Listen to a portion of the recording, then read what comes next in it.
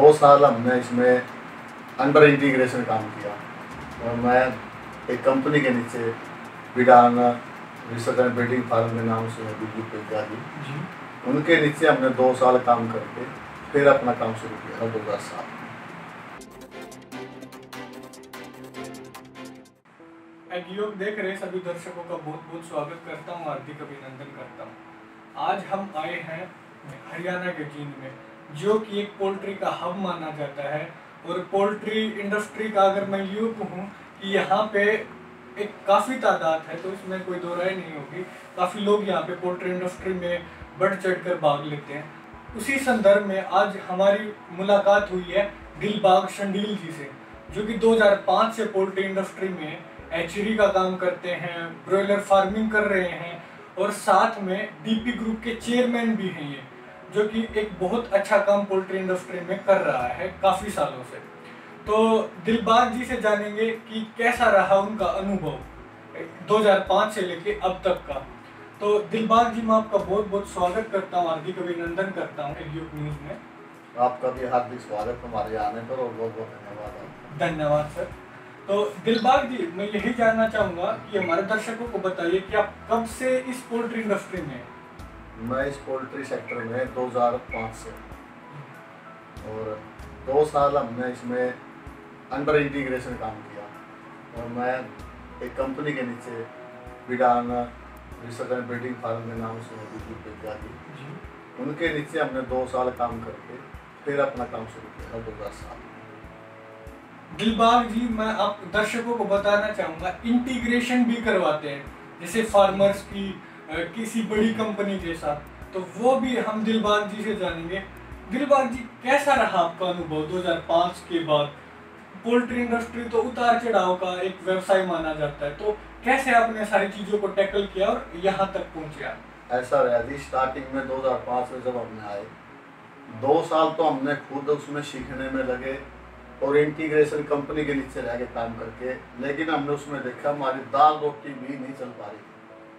मतलब इंटीग्रेशन में इतना ही था, बस एक ब्लॉक में तो हमने थोड़ा बहुत बच गया, अगले में नुकसान हो गया या इक्वल हो गया।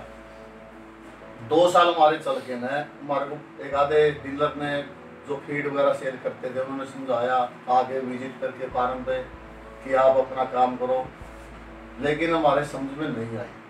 तो हम 3 पार्टनर स्टार्टिंग में आए थे, एक पार्टनर 2 साल में ही आउट हो गया। वो बोला मेरा कुछ का नहीं है, ये तो ज़्यादा इसमें फ्लक्चुएशन है और वो देसी भाषा वगैरह नहीं, बोला बिना गड्डी का होता है तो धंधा तो पता नहीं चला किस टाइम बर्बाद कर देगा, मैं नहीं करूँगा। वो हमारे से निकल गया।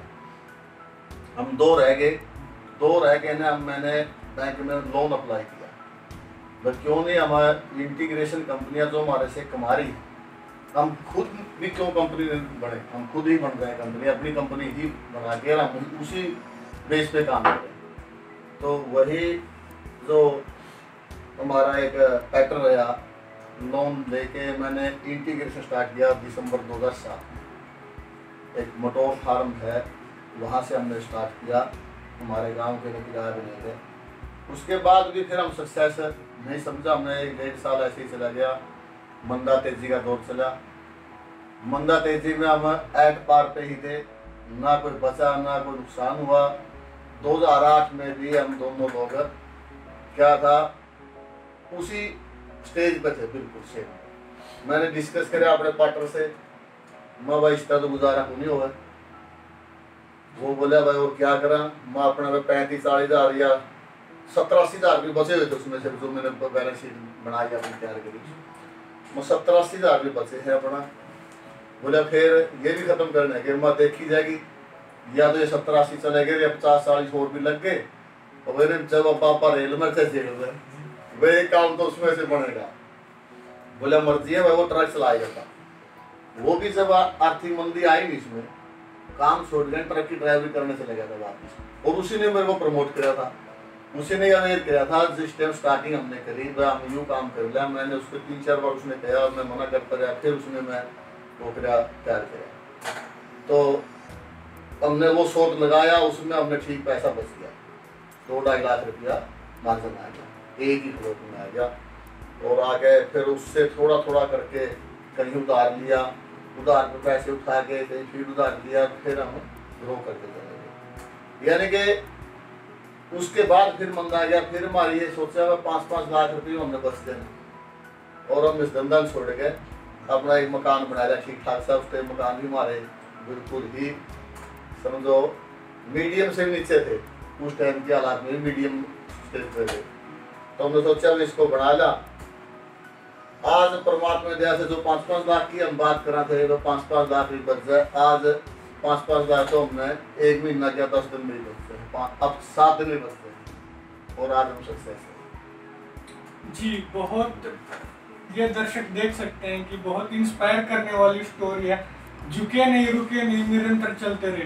तो दिलबाग जी, एक चीज और मैं आपसे जानना चाहता हूँ कि आइडिया कहाँ से आया कि इसी इंडस्ट्री में आना है, पोल्ट्री में? उस चीज का आइडिया कहाँ से? आइडिया तो मैंने बताया, जो मेरा पार्टनर था, अभी तो वो अलग हो गए, 7.5 साल हम इकट्ठे रहे, 5 से लेकर 12 तक हम इकट्ठे रहे। उसने मेरे को बताया भाई ये काम करना। उससे पहले भी मैंने 2002 में एक दूसरे साथी ने बताया था, बेरोजगार थे, खेती करता था मैं, पाल सिलाई करता, खेती के तमाम काम करे करता, जितने भी काम।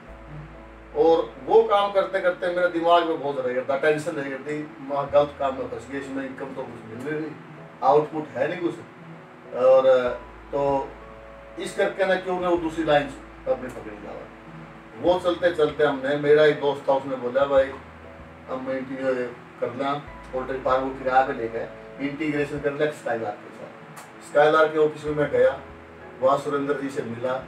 मेरे को जान पहचान थी नहीं उस टाइम, तो ये 2003 की बात, 2-3 की बात है। उन्होंने कहा भाई गारंटर दो, भाई आपने काम करना है ना, कोई गारंटर देना पड़ेगा। मैं बोला जी मैं गारंटर किसको दूँ, मेरी जान पहचान राजनीति में थोड़ी बहुत उस टाइम भी इंटरेस्टेड था, मैं, मेरी माँ सरपंच रही थी। माँ जी आपने सारे देश जाना है, लेकिन आप ऐसा बताओ भाई वो आपने जानते हो?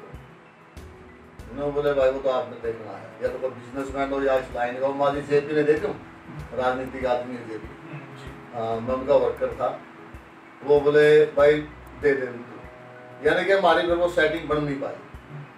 किराए के लिए फार्म देना, उसके लिए पैसा कलेक्ट करना, वो था नहीं हमारे पास, नहीं बन पाई। तो 3 साल निकलने के बाद दूसरा पार्टनर जो आज मेरे साथ वो बताया 7.5 साल तो नहीं था, उसने फिर दोबारा मेरे को बोला भाई ये काम करना, फिर हमने काम किया स्टार्ट।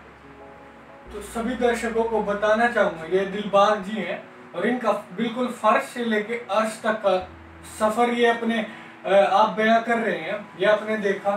तो सबसे बड़ा मैं जो देख पा रहा हूँ, जो मैं सीख पा रहा हूँ कि निरंतर चलते रहे, रुके नहीं। आप जब भी किसी भी काम में लगे तो इसमें उतार चढ़ाव जरूर है, लेकिन जैसे दिलबाग जी ने बताया, जैसे वो थोड़ा बहुत रिस्क लेके चलते रहे, ऐसे ही चलते रहे। तो दिलबाग जिन लोगों का रुझान अभी पोल्ट्री इंडस्ट्री की तरफ है और जो नौकरी ना करके पोल्ट्री इंडस्ट्री में आना चाहते हैं, या फिर अगर अभी हम देखें कि जिन लोगों का फार्म 10,000 था उन्होंने ग्रो करके 2 लाख तक पहुंच गई, या फिर जिनका आज 2 लाख का भी था वो भी बंद हो चुका है, तो उन युवा लोगों को जो इनका रुझान पोल्ट्री इंडस्ट्री की तरफ है, उनको क्या संदेश आप देना चाहेंगे? मैं तो ये कहना चाहता हूँ उन युवाओं को, युवा हो चाहे कितनी किसी एज में हो, काम करें, नियत से करें, व्यवहार से करें, और मैनेजमेंट पे अपना पूरा कंट्रोल रखें। मैनेजमेंट की वजह से ही, और दूसरा मार्केट में हम कहीं पैसा, प्राइवेट पैसा आया मेरे पास, माल आपने दे दिया, और वो मैंने आपका उधार रख के किसी दूसरे का कर्जा उतारा, या मैंने प्रॉपर्टी खरीद लिया, मकान बना लिया, गाड़ी ले ली।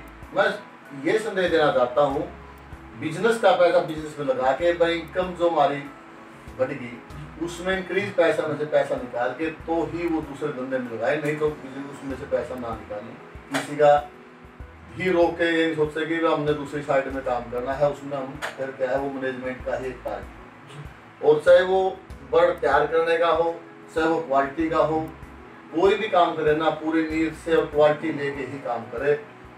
काम जितने भी काम है, कोई भी काम फेल नहीं है, फेल है तो हम लोग हैं। ये मैं कहना चाहता हूँ युवाओं को, काम करें, जी लगा के करें, मुँह लगा के करें। दिलबाग जी ने बहुत ही महत्वपूर्ण बात बोली है, जिसके ऊपर अपने जीवन में सब लोगों को काम करना चाहिए। जो भी कोई भी काम करना चाहते हैं, कि फेल कोई बिजनेस नहीं है, कोई धंधा फेल नहीं होता, फेल होता है इंसान। इंसान हार जाता है, इंसान रुक जाता है, या फिर इंसान की मैनेजमेंट फेल हो जाती है, इसी पोल्ट्री धंधे में आप देख सकते हैं कि काफी लोग हैं जो फर्श से अर्श तक पहुंचे हैं। उनमें से एक दिलबाग जी भी एक उदाहरण है। तो और कुछ ऐसे भी लोग हैं जिन्होंने अपना 5 लाख का फार्म या 7 लाख का फार्म बंद कर दिया है, वो उनकी लैक ऑफ मैनेजमेंट की वजह से। तो इस पर मैं सबका ध्यान केंद्रित करना चाहूंगा और एक बार दोबारा फिर रिपीट करूंगा तो दिलबाग जी ने बोला है कि फेल धंधा नहीं होता, फेल इंसान होता है। तो इसी के साथ मैं बहुत बहुत धन्यवाद करता हूँ। एक और मैं इसमें कहना चाहूँगा, नौकरी का सवाल जो आपने किया था युवा नौकरी पर, मेरा भी मोटिव यही था।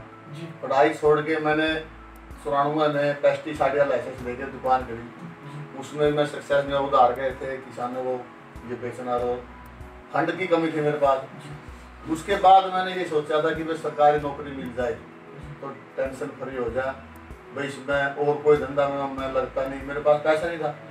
लेकिन जो तो आपको सारी ये स्टोरी बताई, आज मैं ये सोचता हूँ सरकारी नौकरी मेरा लड़का है ना, मैं उससे भी सरकारी नौकरी नहीं करवाना चाहता, चाहे वो एक सोचे मैं तहसीलदार या SDM SCS लेवल का भी कोई लगे ना मेरे उसका, मैं चाहता मेरा लड़का SCS लगे।